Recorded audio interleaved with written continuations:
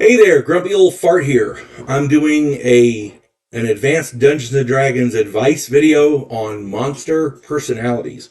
Before I get into this though, if you enjoy my content, it would really help me out if you could hit the like button, subscribe to my channel, share my content on all of your social media platforms, and post a comment or two. Remember, I welcome your comments, even if you disagree with me. And check me out over on Rumble for my political commentary and weekly current events. If you enjoy a good book, check out my author page on Amazon.com. My pen name is H.L. Anderson, and you can find all of my books there, including the tabletop role-playing game Outlaw Trails. It is available for purchase now on Amazon.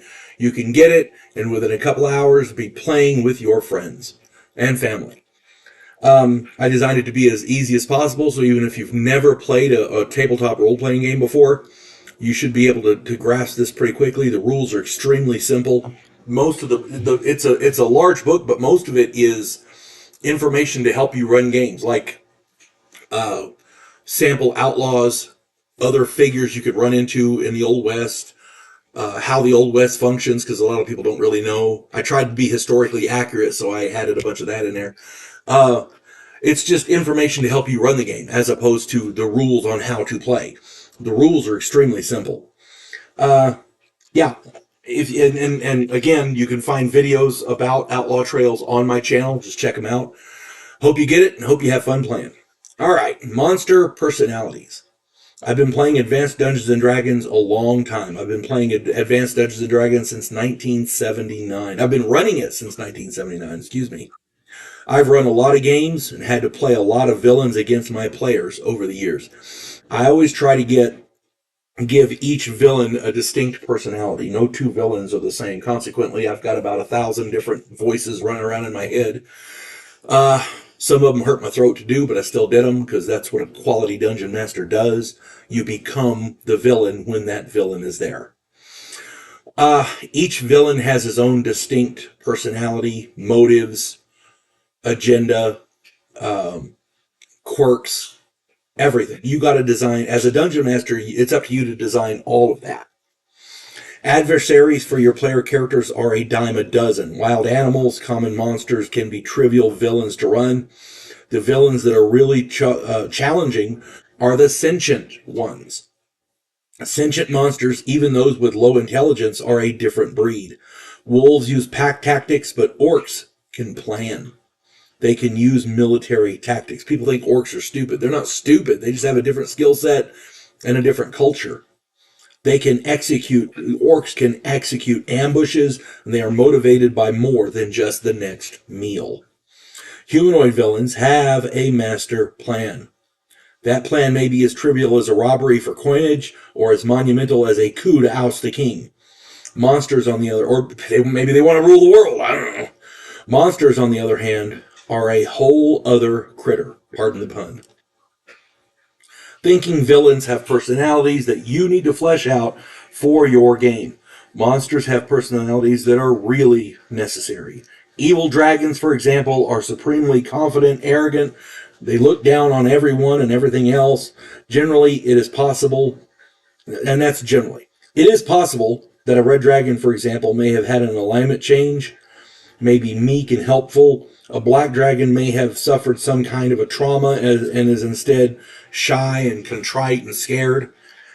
You have to be careful working such radical departures into the game, however, because if you do it too often, it can offset the dynamic of your plot. They'll see if you do it a lot. If you run a string of black dragons that are meek and fearful, and then they happen to cross an actual villainous red dragon in a cave, they may approach him thinking, "Oh, it's okay," and the next thing you know, they're covered in acid and this thing's eating them. Yeah. You have to be careful working such radical departures into the game because if you do it too often, it can seriously offset the dynamic of your plot. Yes, I repeated that, and there's a reason I did. Okay? I want it to sink in. Good dragons are still technically monsters, and they will be kind and helpful. This does not mean they are pushovers, nor will they acquiesce to any type of demand. In fact, evil characters should probably avoid good dragons just on general principles. What I do with sentient monsters is a simple process. First, I decide the motivation of the monster. What does it want or need? If it had been in prison for a long time, it will be hungry. Has it been hiding? Perhaps it needs an enemy dealt with or requires an item to help it defeat said enemy. Has it been polymorphed for a long time, infiltrating a local kingdom? Perhaps there's something it wants or needs in the royal treasury. Perhaps it wants to assume the throne. If it is a good aligned creature, perhaps it has taken a liking to the local orphanages or has fallen in love with the local blah. Insert personage here. Maybe it's looking for the opportune time and place to kill an enemy. The motivation of the creature is important because it will help determine the reactions to the party and to the events surrounding them. Second, I try to determine the monster's personality in general. If the beast is shy or timid, it may avoid battle. If it is mean or vengeful, it may seek out battle. If it is melancholy, it may not notice the player characters. If it is happy-go-lucky, it may initiate friendly contact or even prank the group. In my mind, if a being is exceedingly powerful, it may be difficult to resist the urge to screw with lesser beings, be it good-natured or cruel.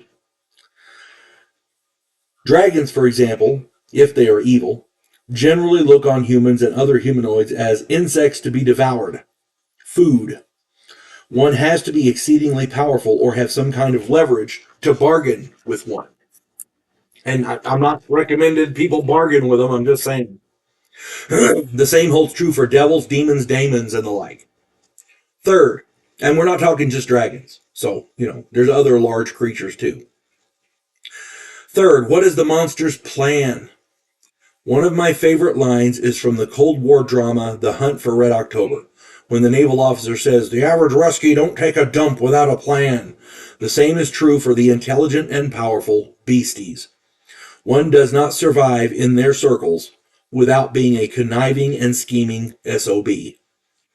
Any being of such magnitude who is interacting with living humanoids is either friends with them or is keeping his identity secret for some reason. The plan is the means to achieve that reason. Perhaps the beastie wants to get in good with the king in order to get his ring, which happens to be an artifact or something. The ring cannot be taken and it must be willingly given over. Once the disguised, possibly polymorphed, dragon is BFFs with the king will give his friend the ring. That's the plan. It may take a good bit of manipulation, but it is part of the plan. And again, doesn't necessarily have to be a dragon. There's other creatures that do this too. Demons, daemons, devils, powerful wizards, whatever. And powerful wizards can be monsters too. Once the player characters encounter the beastie, these three steps in the process will help you to govern and decide how the reactions go. If the beastie's plan is discovered, the player characters are expendable. If the beastie is powerful enough, and they will make a nice meal. If the plan is still contained within the party of player characters, the beastie has three choices. The first is to kill all of the player characters. Okay? That eliminates any chance of the plan getting out. Dead men tell no tales, The second is to bargain with the player characters to get their aid. Now, this may or may not be possible depending on alignments and motivations. The third is to quit and try again later with a different or modified plan. After all, the player characters won't be around forever and many of these beasties are extremely long-lived. It's up to the dungeon master to decide how the monster reacts. The process I have outlined will help with this, and I suggest that anytime you run a powerful villain against your players, you ask these questions because it will help you in the long run. And I'm not saying you have to play things this way, but I've been doing this a long time. All I'm trying to do is help you make your games better. I've been doing this a long time. I've run countless games, and frankly, the more work you put in, the less you have to ad-lib later, and especially with monsters. And plus, you may be able to work a little plot hook in there too. You never know. Again, I'm not trying to tell you what to do or how to play your game, how to run your game. I'm just trying to help you make a better game.